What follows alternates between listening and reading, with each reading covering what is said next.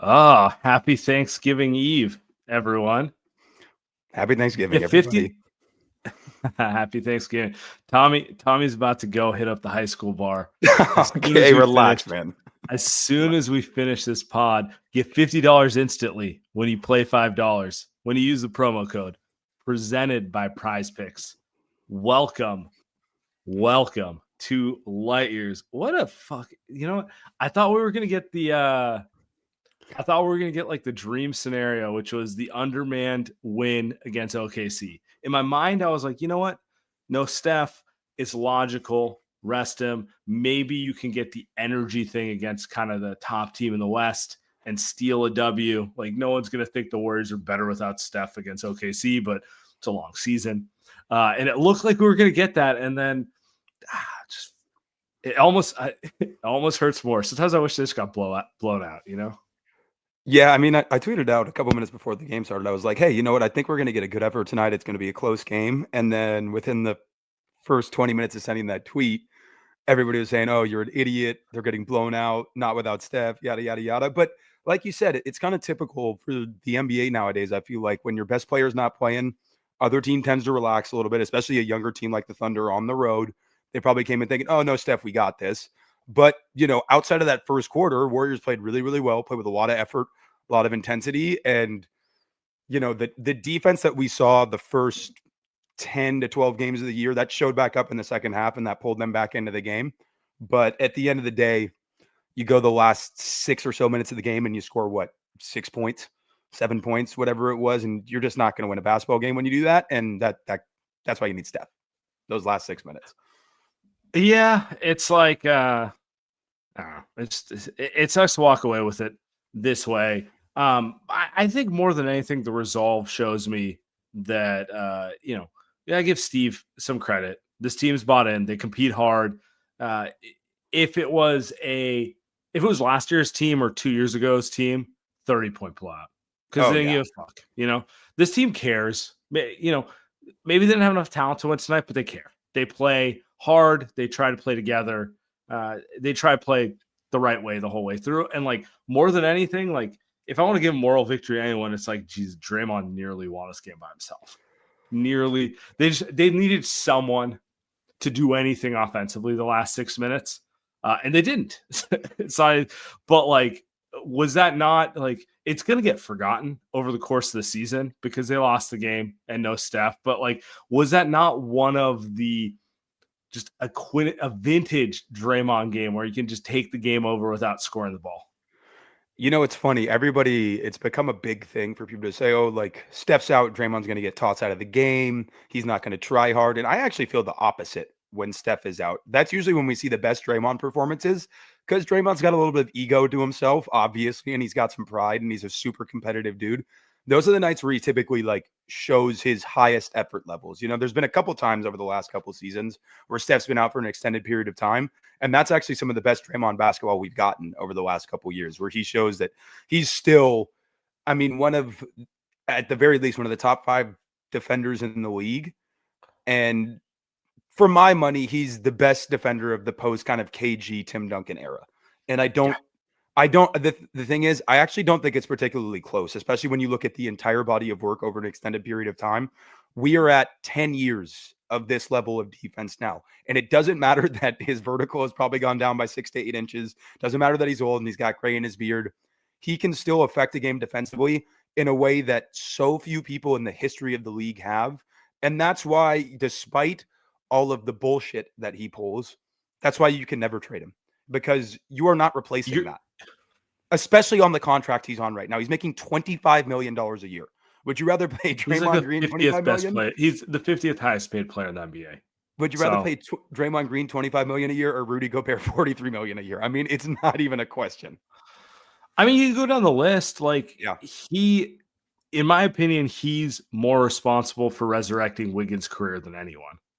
Like, you could go down the list of players the Warriors have had, and Wiggins is a talented player, and I'm not saying it's only Draymond, but like having a guy behind him who truly is the best defensive anchor of his generation, it really lets his skill set shine, which is, just being a great one-on-one defender on the perimeter.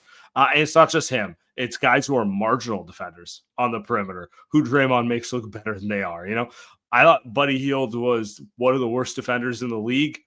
I'm not out here saying, he's a great defender, but when he plays in lineups with Draymond, I'm like, you know what?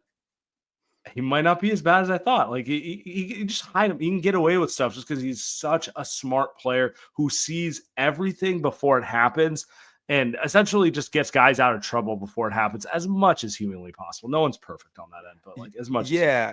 I mean, he's essentially like this is gonna sound funny, but he's like a defensive like dictator in a way, like he is pointing things out so far before it happens, and he's screaming guys out of situations that no one else in the league sees, and that is for sure. He quarterbacks defense. He's like that middle linebacker who's diagnosed. I mean, he loves to compare himself to Fred Warner and talk about how he's a middle linebacker, and like I love cross sports analogies, but usually it's like it's a little bit like an eye roll, like be realistic. But like in his case, actually pretty accurate. He kind of commands the defense the way you think of like a linebacker or like a safety, just kind of getting everyone into position so that like the odds are as much in your favor as possible. Absolutely. I know. I mean, look, through everything. Shout out friend of the show, Kendrick Perkins, by the way, saying nobody in the league can do what Draymond does defensively. And I say that respectfully. I don't know why I think I say that respectfully is hilarious, but Kendrick's a goon now. He's a light years goon. He's part of the fan club. But, I just think through everything, and even times when I shouldn't have defended Draymond, I always have, just because I've always understood, obviously, the on-court value of what he brings. But you need, like, Steph is one of the best leaders in sports, and, we talk about that type of stuff all the time. But you kind of need the fire to Steph's kind of, like, calm, lead by example, and Steph's become more vocal over the years, but you need kind of that opposite presence to like light a fire under the team's ass sometimes. And that's what Draymond provides, and he has ever since he's become a major part of things when Kerr took over. So I will always defend Draymond, and he will forever be underrated. And that's like he gives you a reason to bet on guys like a Andrew Wiggins or like a Brandon Ingram or like a Zach LaVine or like a Cam Johnson. Like a Jonathan Kuminga. Sure. Exactly. He gives what Steph and Draymond have done for the franchise. They give them like such a high floor that they can make these insane bets that no other franchise can make. And they live in like essentially a false sense of reality about what they can accomplish with guys who aren't necessarily that good or that skilled or like have a competitive fire. They do so much, and there's going to be a rude wake up call when those guys are gone. Hey, relax. Look, man, it's a holiday weekend. I'm getting deep right now. Let's talk the young guys, because to me, all right, Steph's not playing. You're going against OKC. I got it on paper because Steph didn't look right physically against Brooklyn. And if he needs a week off and you have a week where you just play one game in the midweek, so be it. You probably weren't going to beat OKC with him anyway, or you might have, but like, it's not a game you cry about giving up in the scheme of things. The smart schedule move. And in my head, I'm like, you know what? Pod's been terrible for, well, pretty much the whole season at this point. And Kuminga has missed a couple games and could use the opportunity. Like, to me, it seemed like go with the young guys, let them see if they can get some rhythm. Best case scenario, they kind of, this is the thing that can carry momentum going forward. Then it got close, and then you get greedy, and you're like, I want the W really bad, right? So it kind of sucks, but walking away from it, did you feel like this was a get-right game for Podz and Kuminga in general? Maybe not, or I don't know. That's kind of... In the first half, I was looking up flights on the United app, and I was seeing how quickly I could send both of them to Brooklyn. But then they both like really showed up in the third quarter, and they played a major part of bringing them back into the game. And then I was kind of skeptical on Steve kind of sticking with him so much in the fourth quarter. Like Slow-Mo was tremendous in the fourth. Buddy obviously had some great moments. There's somebody I'm forgetting, but Looney played well in the fourth, and I kind of would have taken those guys out for a minute or two and put them back in. But I get why Steve was thinking, hey, Brandon and Jonathan have played well for the first time in weeks tonight. Let's see what they can give us in the fourth quarter. And it didn't end up perfect, but I do think we need them. We need them all year. So it's like you need it. Yeah. Yeah. You can look at it in the micro of like, yeah, I was frustrated with some of Kerr's rotation decisions in the last 5-6 minutes of the game. Or you can look at it in the macro and say, I kind of get where he's trying to go with this. Because at the very least, you need to get close to the trade deadline with these guys playing well. And maybe beyond that, maybe they're on the team for the entire season. So if you're looking at it from that view, then you can understand Kerr's decision to go back to them, because it's like, if we do pull this out with these guys in this game, then that's going to catapult them for the rest of the season, or at least the next couple of weeks. And I think it might anyway, because they both played the best they've played, like I said, in probably a couple weeks. But it is what it is, man. These are the ups and downs of sticking with guys when they're 21 years old. You're going to have flashes of brilliance, and then you're going to have fourth quarters that look like that. Yeah. Kuminga, especially, I thought flashed the brightest of the bunch, and also at other times was, I don't want to say it was just the kind of the classic Kuminga game, which is you get the good and the bad, and like you're not really sure if you're walking away with a net positive in general, but it kind of felt like that kind of game. Like he's so talented when he's getting downhill and his footwork's right and he's confident. You're like, man, he adds an element to this team, because no one can get downhill on this team. It's not, other than Steph using just the gravity of his shooting, no one on this team could really put any pressure on the rim in any capacity, right? So like when you see him do that, it's so tantalizing, because you're like, that's what this team needs. But then there's other aspects of the game where you're just like, he's every bit of his age also when you're watching him. And in the context of a team who I hope would have aspirations to compete for the West and want to be a title contender, not just want to be a cute story and make the playoffs. Yeah. Is he good enough to be that player? And if you're looking at it through that lens, you're like, I don't know, man, he's turning 22. Like it's not a realistic expectation for him to be the second option, which at times it feels like they need him to be on that type of team. And so that's kind of the whole catch-22 of the whole situation for me. I mean, yeah, it's, that's been the issue with, the entire plan the entire time, is we're depending on these guys who aren't going to be ready. All of NBA history tells us these guys won't be ready to contribute to high level basketball, but they're trying to make it happen. And I've said it before, but I feel bad for like the players in a way, like the young players, because they're not getting to like show off and exhibit the things that they want to. They feel kind of pigeonholed, and they have to do these winning basketball things when they're not ready to do winning basketball things. And they're really just like, hey, I just want to like go out and score 20 to 25 points like all the guys my age are doing, and not really care if I play defense that much. I just want to kind of work on my game. And that's not the position they're in right now. They're in a position where it's like you have Steph and Draymond like telling you have to do these very, very specific things that only like a Kyle Anderson or a DeAnthony Melton is very good at, or a Gary Payton. But they don't want to do that. Like, and I understand it. Like when you're that age, you want to go get buckets. I also don't think it's like you're correct, but I also think sometimes it's easy to like underrate. Like if it was that easy to do what Kyle Anderson did, a lot of other guys would do it, but it's not, which is why he's an 11-year veteran. He's going to play 15 years in the league, and he's a winning player. If it was that easy, guys with, let's just say, who are less slow than him would be doing it. You know what I mean? Like it's like one of those things where it's like, if it's that easy, guys with superior physical profiles would be doing it. So, it's like the learning curve. Like you watch Kuminga, there are moments of brilliance. Like obviously athletically, he's in the top 1% of the NBA.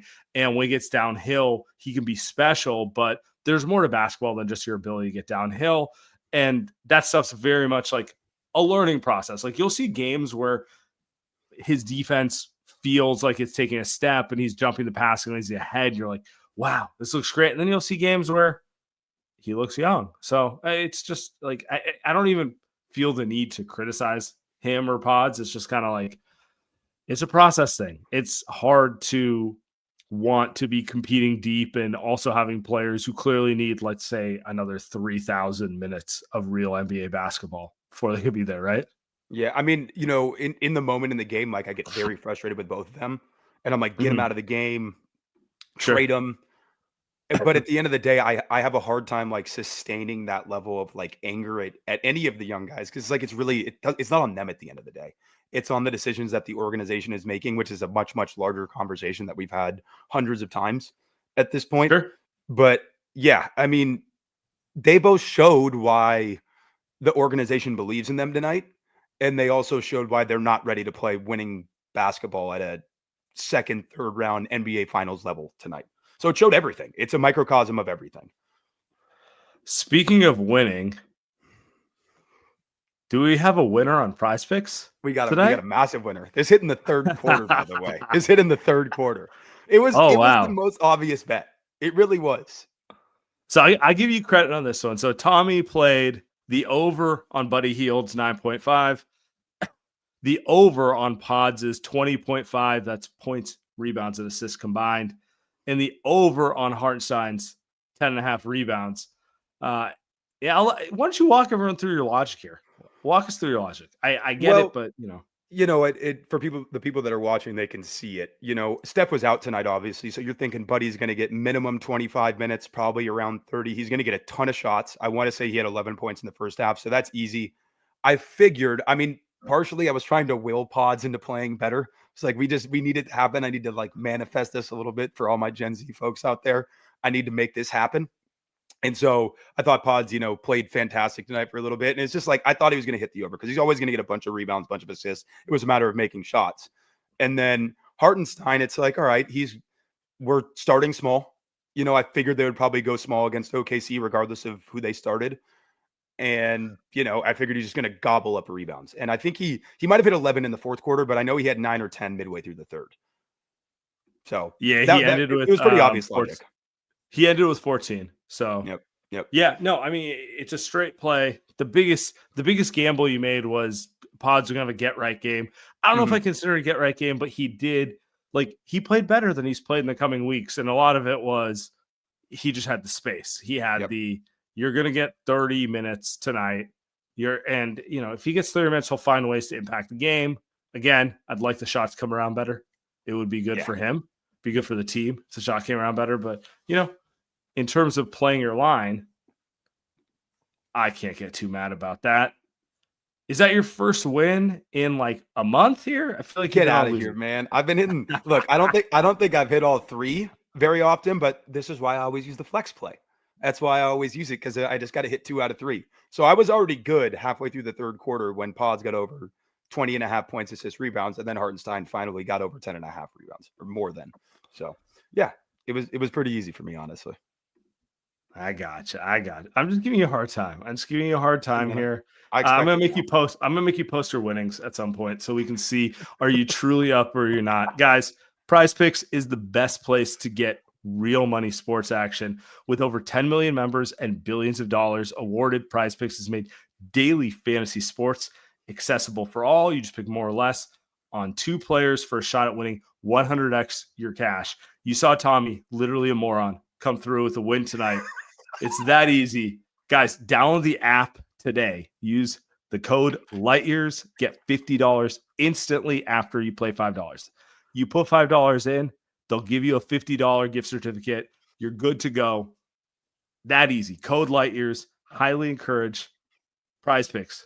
Run your game. I think the most accurate thing you've said all year is calling me a moron. I was just heat checking. I'm not gonna lie a little bit. Absolutely. Feed the hot hand. I think you're up on the beauty of PrizePicks is, you lose 2 in a row, 3 in a row. You're like, I'm done. Then you win. I'm like, I made up all my losses and I'm up again. So it's like, I feel like I'm just always up at all times. Absolutely. While also always feeling like I'm down, which is a real bizarre mental twist. But anyway, it's fun. It's a lot of fun. I'll be playing Sunday or Saturday. We'll see. We'll see who's in lineup. I haven't made my decisions on how I play that one. Guys, let me tell you about Body Spec. Get ready to kickstart your fitness journey. Whether you're an athlete, a fitness enthusiast, or getting back into shape, Body Spec has you covered. For less than the price of a haircut, Shot haircut. You can get a DEXA scan, the world's most accurate body composition scan. So what's a DEXA scan? DEXA scan is a highly accurate method for measuring various aspects of your body's composition, most famously body fat percentage, bone density, lean muscle mass, the visceral fat, the fat around your organs. And traditionally, this is like a $300, $500 thing. Body Spec with the code LightYears45. You can get it for only $45. Locations in San Francisco, LA, Austin, Dallas, and they have mobile vans that will come to you. So, guys, go to bodyspec.com, use the code LightYears45, get a DEXA scan for only $45, and kickstart your fitness journey. Oh, and speaking of kickstarting, I'm kickstarting my winter cold season. So, that's where I'm at right now. I feel like I've been sick on and off for like the last 2 or 3 weeks, just battling. They're just coughing, sneezing, all that stuff. It's not fun. And you got a little kid, Not like good enough to like call out of work, but also not good enough to feel yourself just sitting in misery 24/7. It's perfect. I'm trying to drink tea and like make yourself healthy. Yeah, just drinking fluids. It's an emergency. I feel great. Oh yeah. All right, the Warriors are what? 12 and 6, 3 straight losses. We're approaching 20 games in. Is this what you thought they would be at this point? I honestly, I'm around here. I was expecting top 4 or 5 seed in the West. I wasn't expecting the start we got. I was pretty high on the team, I think, relative to probably how you and Andy felt and probably how a lot of Warriors Twitter felt. I just thought the mix of guys they brought in made a lot of sense for what they want to do. And obviously, lack of a second option, all the things we've talked about a ton, I was concerned about. But, they found a way to have a really good start. And the nice part of having the start they did is you can drop 3 in a row. And now they're still second or third in the standings. I believe they're now tied with the Rockets in terms of record, or like right around there. But I think they're both 12 and 6. So you're second or third in the West. And they have a really tough stretch coming up. And we all know that. But you're hoping you can just kind of tread water through this stretch, get to the trade deadline, and then we'll see where we're at. But yeah, I feel pretty good about where they're at right now. I would hope by the time we get to 20 games, they're 13 and 7, 14 and 6 would be fantastic. And that usually tells you about where you're going to be at the end of the season. Yeah, and I think this Steve Kerr quote, which just came out, kind of sums up too. Kerr is saying he's pleased with how the Warriors played the last 3 quarters. Exciting for me to see the defensive excellence. Tough loss, obviously 3 in a row, but a 2-game season. We're going to be just fine. We've got a really good team here. Some of this is, I feel like he's just trying to speak to the locker room to keep their head up a little bit. But a lot of it, I kind of believe. Like, I think this team, I didn't have a lot of faith coming into the season this team could generate wins without Steph. And they've proven in a small sample they can generate some wins. And tonight, it's another one. Like, look, they're not going anywhere without Steph, but they do have to be able to win games without him. Otherwise, he's just going to die. It's an unrealistic thing to expect him to carry the load at 36, going to be 37 in the springtime. And I think I agree with Steve here. I think they defended their asses off mid-second quarter on. Yep. And I think for the season, they've generally held a strong defensive identity. It's not been perfect. There's been a couple bad games, but like the general concept of as long as they defend, the chips will fall in a favorable position. I can get behind that because I agree with him. Like the offense, we'll see where it comes from when Steph's out. But like the defense, I do think they have the roster to be a consistent defensive team without him. Yeah, I don't think it's necessarily the defense they showed early in the season, like, top 2, top 3 in the league, but they should definitely hover in the top 5 to 10 range, and the biggest thing I'd say is until you do get some more offensive firepower, and if you do trade for that, I would say lean into the defensive identity as much as you can, try to play somewhat a bigger lineups. They are a smaller team. I talk about that all the time. So the level of effort they have to sustain to be a great defensive team, it takes a lot of energy. And that's why we saw a great defensive team earlier in the season. And that's why we've seen it dip a little bit lately, because it does take a lot of energy to do what they're doing. But in general, like you said, he's trying to speak some stuff into existence for sure. But at the same time, Steve is a very like political guy, and like he knows kind of like how to say the right things no matter what. But at the same time, you can tell when he's down on the team publicly just through his quotes. He's like, we just can't find the right combinations. We can't do this. We can't do that. This is in terms of the way Kerr speaks, this is a very optimistic quote. Absolutely. Like he does believe in this team. And I think you could see that from the preseason. And, like I said, I don't think they're a top 2 team in the West necessarily, but I definitely think they're a top 4 or 5 team. It's about, being able to, it's really, to me, what the season's going to come down to is getting through this next month of games. If they can do that without absolutely going into the gutter, I think they're going to be positioned very, very well to be top 4 in the West and get a home court advantage game in the first round. Can I ask you a question? Because I feel like a lot of this hinges on 2 young players, Brandon Pajemski and Jonathan Kuminga. Who's going to, well, in an ideal world, both of them, how consistent can they be the rest of the way going forward? And so my question for you is, which one of those 2 is more important to display a level of true consistency? With the obvious answer being both, but which, if I said one of these guys is going to take a leap and become a more consistent version of themselves, and the other is going to stay about what they are, which is enticing, some nights good, some nights bad, but every bit 21, 22. I would say Kuminga is the more obvious leap candidate in the immediate future because I think there's smaller things he can do to improve. Podz, it's more about getting to the level he was at last year and just kind of maintaining that. Kuminga, it's like if he can just learn to do little things better, then he's going to get a lot more playing time. And we've seen him do some of that over the past couple of weeks, like defensive stuff that I've talked about it a little bit. But for me, Podz, it's just like, hey, man, play how you did last year and provide a little bit of shot creation. But Kuminga, they need him to play a lot of minutes just because of his size and his athleticism, which this team doesn't have a ton of. So I would say he is more important in the immediate future. And Pod's more about, hey, run the second unit, score when there's opportunities to, and then just do everything you already do. Defend, take charges, rebound, all that other stuff that you do consistently. So I'm going to go the other way. I think the most important thing for them is Podz finds his shot again. I just don't know what happens if he can't shoot the ball, because he's not going to figure it out in terms of, getting downhill and being like James Harden at the rim or something like that, right? Like, I think if he gets his shot back to what it was last year and with confidence and shoots more than 3 of them a game, shoots his shot with confidence, it will get Kuminga going. It will get Trace going. It will get a lot of other guys going because he has the ball in his hands. And, there was always a good chance he was going to have a sophomore slump, but like the lack of a shot right now is just such an issue for this team, particularly with the amount they've invested in him to be Steph's backup right now. Like, that's kind of where I'm at with it. So if you were to say which one's more important, like, I feel like if Podz finds his shot, and maybe that shot was never real and maybe he can't find it, but just like, if he can find that shot, the downstream effects of what that can have, because he's a good passer and he knows how to leverage things when he gets it.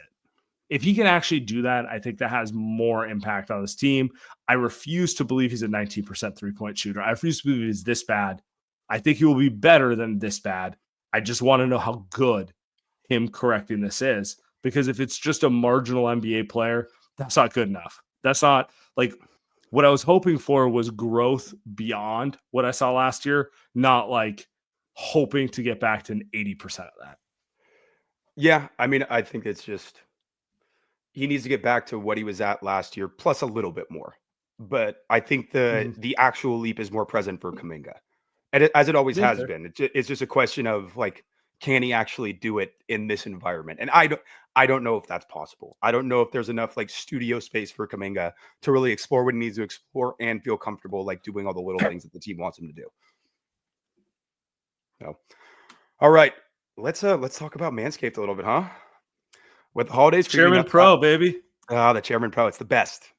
With the holidays creeping up faster than your aunt's fruitcake recipe, I've got something way better to share with you. If you want to look sharp for all those festive gatherings and maybe finally win that Best Groomed at Family Dinner award, check out the latest masterpiece from Manscaped.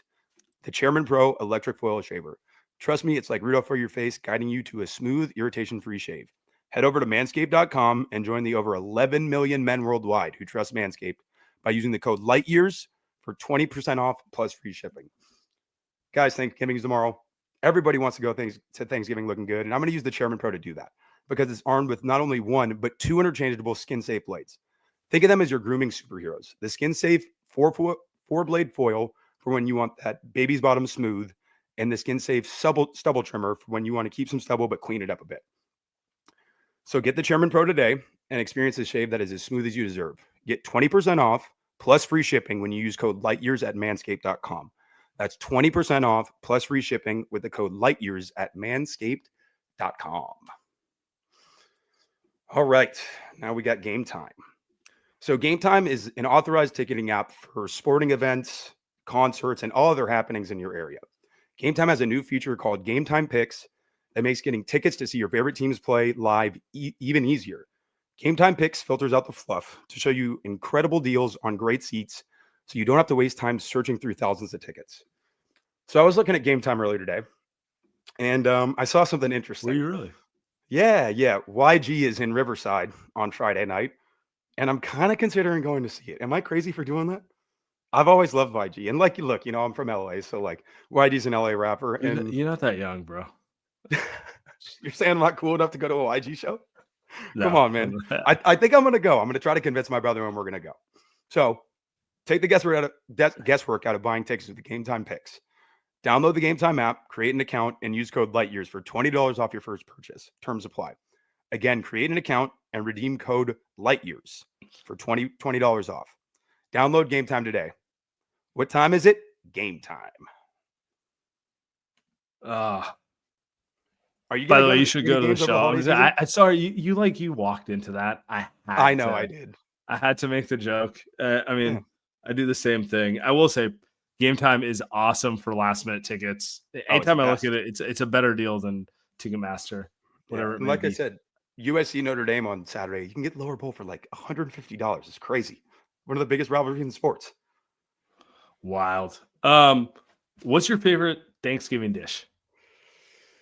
I honestly, if somebody brings a good mac and cheese, I'm all in. Like, let's go. Oh yeah. Like 4 or 5 cheeses in there. They put it back in the oven to bake it off. You get the crispy cheese layer on top. I'm all about that. Like I always like the side dishes a little bit more. Turkey is what it is, and I'll always have some turkey. But give me like a great side, and that's what I'm way more interested in. I think I'm with you. I think stuffing for me, because at no other point during the year do I eat stuffing. Like, right. It's not like, mid-July, you're like, you know what? We have a little stuffing tonight, so you go all out with it. I'm with you. I think it's just the pageantry of Thanksgiving that makes it good. Like who can truly pull out the best sides? Who can make this the best in general? I'm in. I don't know. The football slate tomorrow, by the way, fucking sucks. It's awful. But you get your favorite beverage, whatever that is, whether you drink alcohol or not. I'm gonna have a couple beers for sure. Get the football going. They're gonna have the cornucopia on the scoreboard as they're going to commercial break. Like it really is all about the pageantry and the festivity, Logan in the chat's going, Podz and JK aren't closing 5 players. Solid until it really matters. Part of being young players. I'll go first. Sort of. I agree. I feel like this roster in general is like a baseball team that platoons, Oh, yeah. Where it's just like, oh, we got 12 good players. We got lefties. We got righties. It's like, okay, so you just don't have 9. You don't have good players. You don't know who your main guys are in general. So, yeah, I don't think that's inaccurate, but there are games where they're probably advantageous to close with them. Yeah, it's we're trying to Billy Bean everything. Yeah, exactly. So we're the Giants. It looks like last year's Giants, right? Exactly. Yeah, like you're trying to recreate everything through the aggregate. You're trying to like recreate. At this point, you're trying to recreate Clay through the aggregate. Yeah. Yeah, I'm Buddy Hield, baby. He's done an admirable job. But at the end of the day, you do need those top level guys to get it done against the best teams. Yeah. Before we get out of here. Last year on this episode, the night before Thanksgiving, I had this to say. Be obviously going to need change. And I think that's where I'm at with it. I don't know if it's going to happen at the trade deadline. Wow. I don't know if it's going to happen next offseason. But I just want to be appreciative of the fact for 10 years, these dudes have been pretty fucking awesome. 4 titles, been to 6 finals. If it's broken up, I'm not going to be mad about it because it went on longer than any other team in any sport recently. These things happen. Things don't go as long as you want them to. And so I just want to be appreciative because we may get 30 more games of this. We may get 60 more games of this, but I really don't think we're getting more years of this. Wow. That's where I'm at with this. So I just want to end it here Oh, with a no. quote from my guy, Dr. Seuss. Don't cry because End it's of the over. show. Smile because it happened. Oh. All right. So that might have been a little melodramatic. If you guys remember, the night before Thanksgiving last year, they played the Phoenix Suns. I think the Suns got 50 free throw attempts. If it wasn't 50, it felt like 100. It was one of those type of games where you're like, I can't watch this. Clay had the worst body language on earth. Draymond looked like he was in Scottsdale before the game started. It was like the quintessential, like, I feel like a loser even wasting my time watching this game type of performance they gave. I think Clay was flashing the 4 fingers. I'm pretty sure he was throwing up the at the end when he'd throw that up, I'd be like, please don't. Like just please don't. And I say this in the most ironic way possible, #cringe. Like, but actually in real life, #cringe. It's just so it was bad. But anyway, we moved on. So my question for you is in the Warriors basketball context, although if you want to tell me about your life, you can do that too. In the Warriors basketball context, what are you thankful about right now? I'll give you a little bit of both. Last couple of years of my life haven't been the easiest, just family stuff, professionally, personally. But I'm very thankful for the people that I have in my life and that they're always supportive. My family's always supportive. I have people that love me. So that's one thing that I'm very thankful for on a personal level. In the Warriors world, and it's going to be the most basic answer, I am very thankful that I've got to watch Stephen Curry and Draymond Green play basketball for the last 10 years. Those guys have brought me, I'd say, more joy than any sports team in my life. And it's just, even like a night like against Brooklyn the other night, Steph shoots 16 threes on, he only takes 17 field goals, but he made 8 of 16 threes. And like that, the 4-point play, you just like, there's nobody else in the history of the game who can make you feel like that shooting a 3-pointer. It's such a rare experience to get to root for this guy every night, 82 times a year. And then you get a Draymond defensive performance like tonight. They're so unique and they're so special. And we're never going to see anything like it again. And I'm thankful that I've got to see the last 10 years of this. I'm going to be corny, and I'm going to double down on being thankful for Steve Kerr on top of it too. Love it. And here's my answer. Clay leaving kind of felt weird. Ultimately, I'm okay with it. It's a net positive. But my biggest issue with the NBA right now is it doesn't feel like there's real teams that stand for something, real teams that have identity, real teams that like, you know how like when you watch football, you're like the Pittsburgh Steelers. They're all about defense. They don't know how to fucking move the ball on offense in any capacity, but that's what they do. Like there's these identities that form where like this is what the team is known for. They play 3-4 defense. That's what they do. That sort of thing. And Steve is frustrating, especially with how it sometimes doesn't feel like he evolves. But you know what?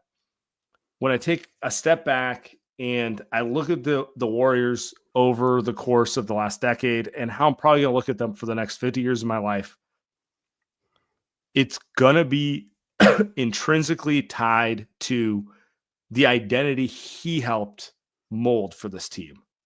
And obviously it doesn't happen without Steph and Draymond, but the ball movement, the shooting, the infuriating rotations, like all of it, like it's all part of it. And it's one of those things where it's like, I'm going to miss it when it's over. And so I'm just trying to enjoy it because like we are on the last legs of whatever this is. I do think they have more in them, and I'm not willing to say it's over in any capacity, even though, like, you know, sometimes you watch, you're like, man, are they just on a retirement tour? But I'm not willing to go there. But, you know, I look across, like, I hate the Giants. I'm not a Giants guy. Sorry for the listeners who are, but like, I look at them and they're just fucking trying to recreate the shit they did a decade ago, and it's pretty pathetic to watch. I don't know if the Warriors are going to do that post Steph, Draymond, and Clay, and Kerr, and all that sort of stuff. But I'm trying to appreciate every element of it while they try to compete in any capacity before it's over. So that's where I'm at with it. When you look at the last, let's say the last 40 years of basketball, right? So kind of Magic Bird all the way through now. There's been 3 real culture setters in terms of head coaches. You got Phil Jackson, you got Greg Popovich, and you have Steve Kerr, where they came into a situation like, especially Jackson and Kerr, after something like the guys were kind of already established, and they turned it from, okay, these guys are like pretty good, they're going to make some playoff runs, but we don't know where they're going to end up. But they turned it into, oh, this is championship stuff. This is a championship culture. Their habits are championship. The principles that they believe in, they're unbending in. And yeah, those principles can be frustrating. A lot of people were very frustrated or to this day are very frustrated with Phil Jackson triangle offensive philosophies. And, you know, it's the same thing with Kerr's offensive philosophies and the way he views the game. But at the end of the day, being unbending in those principles and sticking to them no matter what, that's what's built everything that this Warriors team has. And like you said, it doesn't happen without Steph, Draymond, and Clay and all of the other cast of role players that have been here. Mm-hmm. But you need that leader who is just, they're almost dogmatic in the way they approach things, and they're not going to bend from those certain philosophies. And that's what Steve Kerr is. I feel like over the last 5 years, I went through like crisis of character with this team at times where I was just like, man, fucking get rid of him. It's time to try something new. And they didn't. And, you know, they're probably right to not. And at this point, I'm just like, look, Tupac committed. At this point, going down with the ship, I want to see what they can do before it's over. You know, if it was 2021 and they moved a different direction, that's fine. It's not 2021. It's almost 2025. You know what I'm saying? Like, and that's what I'm kind of thankful for. Cause like in the end of the day, we're going to look back at this era and who knows, maybe they only end with 4 rings. Maybe they get a 5th. We'll see how the whole thing shakes out. But like, Steve Kerr is going to be intrinsically tied to all of it. The entire thing's going to come together. And you know what? I'm like happy to see how the entire story ends. And I keep saying this. You look at other teams, their problems are much shittier than our problems. Like, we don't have an identity. We don't know anything, that sort of thing. It's just kind of like, enjoy the ride till the end. But hopefully they get some better players and they win another title. So I'd rather see it kind of like crash and burn and go ugly in a way. And it'll never get that ugly, I don't think. But I'd rather see it like, oh, they just don't have it anymore. And you see like Steph's over the hill, Draymond's over the hill. It's like, it's kind of sad to watch. But I'd rather watch that at this point than moving on from Kerr. And I think, obviously, and this is something else that I'm thankful for, the 2022 title put a bow on everything in that way. Where it's like there would have been like a little bit of like disappointment and like, they didn't get everything out of this. And it's kind of shitty how it ended. Having that gave all these guys runway for the rest of their lives in the Bay Area with the Warriors. You know what I mean? It gave them carte blanche for everything. Kerr, Steph, not that Steph didn't already have it, but like Kerr and Draymond, that gave them. No, it just makes them untouchable. It makes them untouchable. And it's kind of like, that's kind of how I'm looking at it. And I'm trying to just appreciate, like, you don't see teams who get to hold it together. Cause it's like the Niners. I think the Niners are an excellent team. I think what they did the last 5-6 years, they were the second best team in the league. They just ran into the better one every time. But like, you know what I'm saying? Like, sometimes you can do everything right and still kind of get fucked like that, right? Mm-hmm. And they're falling apart, and it might be the end of the run of that group in general. And I don't know where this Warrior group ends, but they've accomplished a fuck ton, and I just kind of want to watch them go out on their own terms, which is like the biggest thing. Like 3-4 years ago, I was like, fuck that. Let's figure out how I can get like 4 more. At this point, I'm just like, man, Draymond could do whatever the hell he wants. Yeah. Steph can do whatever they want. Steve Kerr can do it. Steve whatever Kerr the wants hell to he play Reese Beekman 48 minutes. Let's do So it. I won't be happy about it, but he can do what he wants at this point. Yeah, I have like obviously in the moment of a game you get like caught in like a moment of Yeah. passion, you get mad at certain guys, but even now, like I can't get mad at a stupid Steph hook pass anymore. I can't get mad at Draymond like getting a technical or throwing a dumb pass. I can't get mad at like a Steve Kerr like bad rotation, because it's just like these guys have given me too much at this point. Yeah. Yeah. We'll end it on that. Everyone have a great Thanksgiving. We'll be back. Happy Thanksgiving, everyone.